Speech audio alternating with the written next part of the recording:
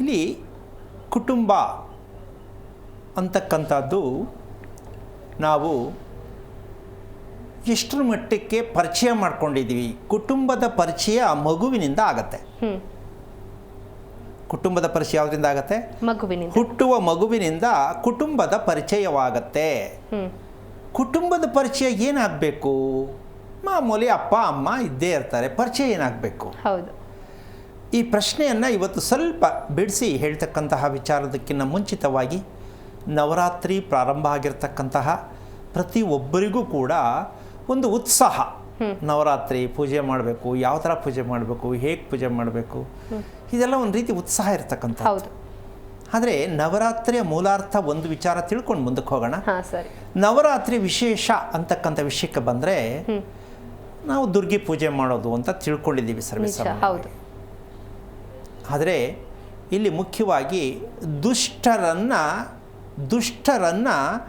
ಶಿಕ್ಷಿಸುವುದಕ್ಕೆ ಅರ್ಥ ತೋರಿಸ್ತಕ್ಕಂಥ, ದುಷ್ಟರನ್ನು ಶಿಕ್ಷಿಸುವುದಕ್ಕೆ, ಶಿಷ್ಟರನ್ನು ರಕ್ಷಿಸುವುದಕ್ಕೆ ಈ ನವರಾತ್ರಿಯ ವಿಶೇಷ. ಅಂದರೆ ದೇವರು ಎಲ್ಲರನ್ನೂ ಮನ್ನಿಸ್ತಾರೆ ಅನ್ನೋದಕ್ಕೆ ವಿಚಾರಕ್ಕೆ ಬಂದರೆ ದುರ್ಗಿ ದುಷ್ಟತನ, ಧರ್ಮಕ್ಕೆ ವಿರೋಧವಾದ ಸಹಿಸಲ್ಲ. ಹೌದು. ಇದನ್ನು ಎಚ್ಚರಿಕೆ ಕೊಡೋದಕ್ಕೆ ಬರ್ತಕ್ಕಂಥದ್ದು ಈ ದುರ್ಗಿ, ನವದುರ್ಗಿ ಇರುವಂತಕ್ಕಂಥ ವಿಚಾರದಲ್ಲಿ ನಾವು ಅನ್ಕೋತೀವಿ.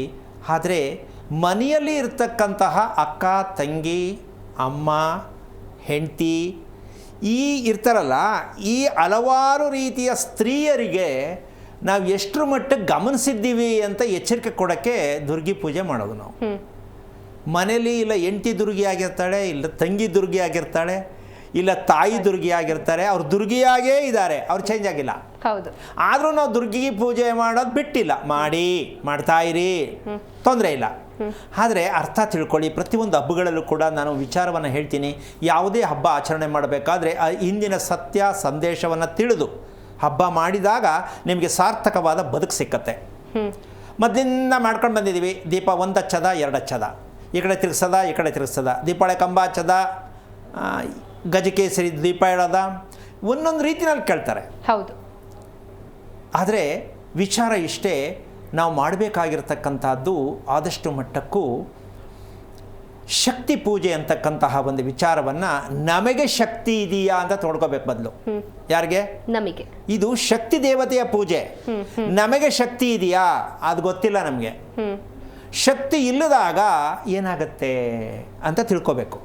ನಮಗೆ ಶಕ್ತಿ ಇಲ್ಲದಾಗ ನಾವೇನಾಗಿರ್ತೀವಿ ಅನ್ನೋ ತಿಳ್ಕೊಳ್ಳೋದಕ್ಕೆ ನಾವು ಪ್ರಯತ್ನ ಮಾಡಿದಾಗ ನವರಾತ್ರಿಯ ವಿಶೇಷ ನಮಗೆ ತುಂಬ ಹತ್ತಿರವಾದಂತಹ ವಿಚಾರ ಆಗತ್ತೆ.